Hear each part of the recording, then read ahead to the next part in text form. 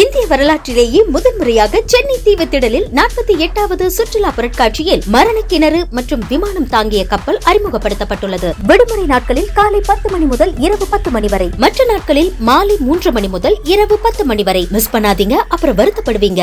டெல்லியில் மத்திய அமைச்சர் எல் முருகன் பேசி வருகிறார். நேரலை காட்சிகளை பார்க்கலாம். அங்கே தமிழ்நாட்டில் போட்டி விடுங்கன்னு சொன்னால் நம்ம போட்டி, அதாவது என்ன பொறுத்தளவு கட்சியினுடைய கட்டளை நம்ம அதை நிறைவேற்றுவதற்கு எந்த நேரத்திலும் சரியாக இருக்கணும். கட்சி என்ன வேலை செய்கிறதோ அந்த வேலை செய்ய தயாராக இருக்கிறோம். நீங்கள் மக்களவை தொகுதியில் போட்டியிடுறதா ஒரு தகவல் இருந்தது, அதுவும் நீலகிரி தொகுதியில் போட்டியிடுறதா கூறப்பட்டிருந்தது. இப்போ இந்த முடிவு இல்லை, இது என்னுடைய முடிவு அல்ல, இது தேசிய தலைமை அவர்கள் எடுத்த முடிவு. அவர்கள் மேலும் என்ன முடிவு எடுத்து சொல்வார்களோ அது என்ன முடிவு நம்ம கட்டுப்படும்.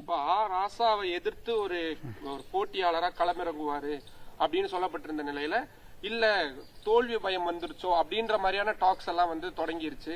சோ பயம் காரணமா இது எந்த பயமும் கிடையாதுங்க.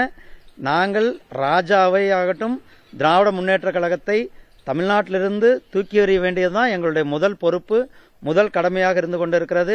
அதற்கான பணியை எங்களுடைய பாரதிய ஜனதா கட்சி, எங்களுடைய தலைவர் திரு அண்ணாமலை அவர்களும் எங்களுடைய டீமும் அதற்கான பணிகளை செய்து கொண்டிருக்கின்றோம். கூடிய சீக்கிரம் திராவிட முன்னேற்ற கழகம் அங்கிருந்து காணாமல் போகும். வருகின்ற பாராளுமன்ற தேர்தலில் தமிழ்நாட்டிலிருந்து 40 தொகுதிகளிலுமே எங்களுடைய தேசிய ஜனநாயக கூட்டணி வெற்றி பெற்று எங்களுடைய பாராளுமன்ற உறுப்பினர்கள் இங்கு வருவார்கள். நன்றி, தேங்க்யூ வெரி மச். வாங்க.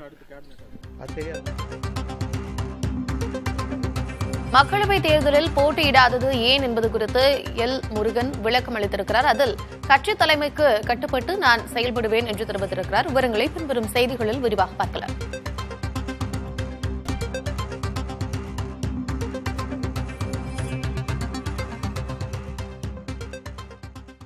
இந்திய வரலாற்றிலேயே முதன்முறையாக சென்னை தீவுத்திடலில் 48வது சுற்றுலா பொருட்காட்சியில் மரணக்கிணறு மற்றும் விமானம் தாங்கிய கப்பல் அறிமுகப்படுத்தப்பட்டுள்ளது. விடுமுறை நாட்களில் காலை 10 மணி முதல் இரவு 10 மணி வரை, மற்ற நாட்களில் மாலை 3 மணி முதல் இரவு 10 மணி வரை. மிஸ் பண்ணாதீங்க, அப்புறம் வருத்தப்படுவீங்க.